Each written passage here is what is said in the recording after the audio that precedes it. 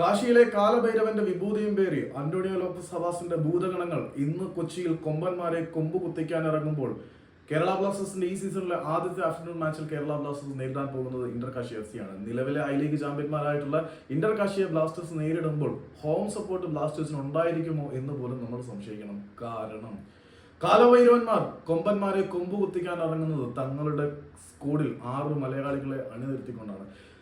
കഴിഞ്ഞ തവണത്തെ I league ചാമ്പ്യന്മാരായി മെറിറ്റിൽ Indian super ലീഗിന്റെ ചരിത്രത്തിൽ ആദ്യമായി മെറിറ്റിൽ ഇന്ത്യൻ സൂപ്പർ ലീഗിന് യോഗ്യത നേടിയത് ആരാണ് എന്നുള്ള ചോദ്യത്തിന് ഒരേ ഒരു മറുപടി ഗ്രേറ്റ് ഇന്റർ കാശി എന്ന് തന്നെയാണ്.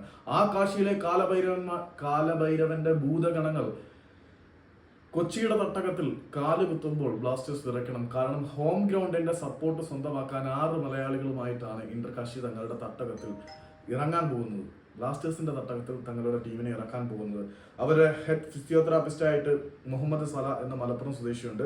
അതുകൂടാതെ അരുൺ ജോസഫ് ആണ് അവരുടെ ടീം മാനേജർ. നേരത്തെ ഗോകുലം കേരള FC-ക്കൊപ്പം പ്രവർത്തിച്ചിരുന്ന ടീം മാനേജർ വൈക്കം സ്വദേശിയാണ്. പിന്നീട് കാർത്തിക് പണിക്കർ ടീമിലെ പ്ലെയർ ആണ്. അദ്ദേഹം മുംബൈയിലാണ് സെറ്റിലായിരിക്കുന്നത്, മലയാളിയാണ്. അതുകൂടാതെ കേരള ബ്ലാസ്റ്റേഴ്സിന് വേണ്ടി നേരത്തെ കളിച്ച കെ പ്രശാന്ത് എന്ന താരവും അവർക്കൊപ്പം ഉണ്ടായിരിക്കും. ഈ ഒരു സീസണിൽ വളരെ മികച്ച പ്രകടനമാണ് കെ പ്രശാന്തിൽ നിന്നും ഉണ്ടായിക്കൊണ്ടിരിക്കുന്നത്. ബ്ലാസ്റ്റേഴ്സ് അണിയറയിൽ ഉപയോഗിക്കാതെ വെച്ച ഒരു ആയുധമാണ്, വേണ്ട വിധത്തിൽ ഫലപ്രദമായി ഉപയോഗിക്കാതെ വെച്ചിരുന്ന ഒരു ആയുധം കൂടി ആയിരുന്നു പ്രശാന്ത് എന്നത് നമ്മൾ ഓർക്കണം.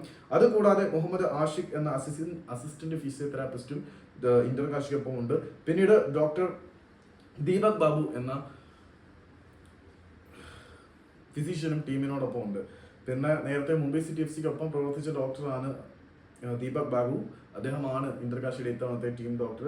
പിന്നെ അന്റോണിയോ ലോപ്പസ് ഹവാസ് ആരാണ്, എന്താണ്, എങ്ങനെയാണ് എന്നതിനെക്കുറിച്ച് ഇന്ത്യൻ സൂപ്പർ ലീഗിന്റെയും ഇന്ത്യൻ ഫുട്ബോളിന്റെയും ആരാധകരെ ഒരിക്കലും പറഞ്ഞു പഠിപ്പിക്കേണ്ട ആവശ്യമില്ല.